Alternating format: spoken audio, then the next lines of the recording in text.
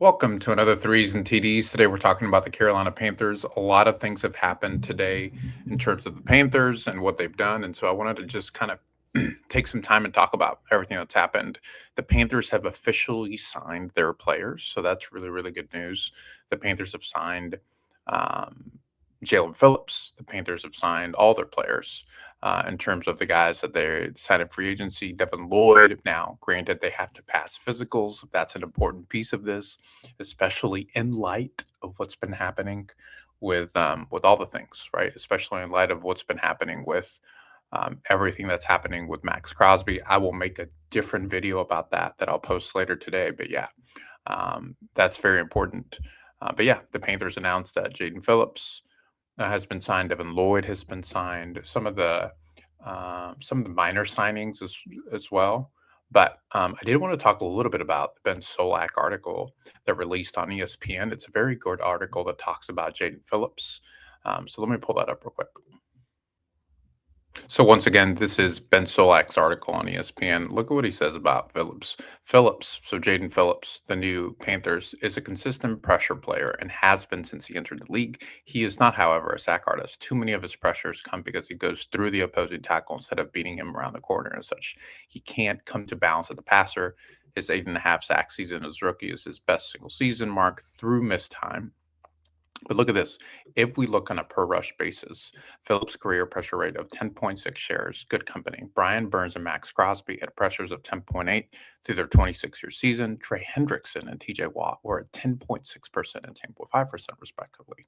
Phillips' sack rate of 2.0 is far lower than his pressure performance would indicate. It's fair to even expect if he remains more of a pocket passer.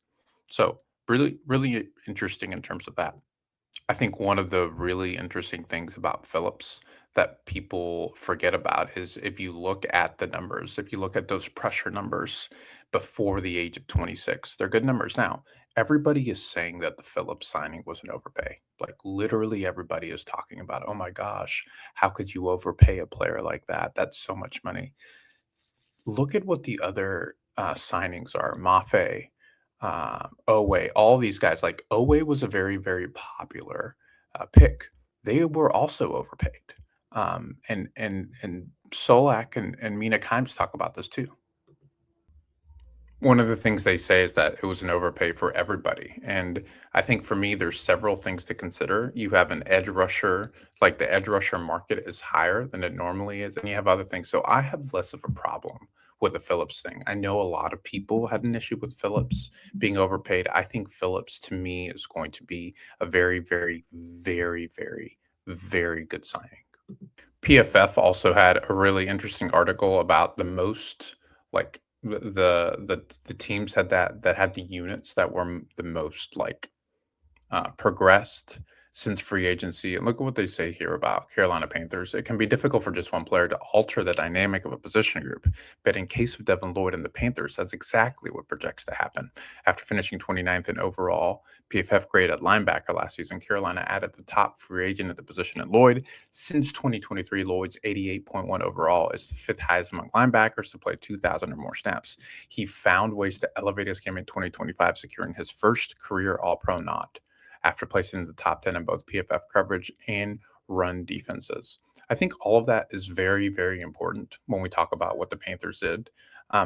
My guess, I mean, Morgan also made another comment essentially saying that what's probably going to happen is that there's going to be another draft signing. He said this at the combine when he was on the Pat McAfee show. So I don't think that Morgan is done with just the linebackers.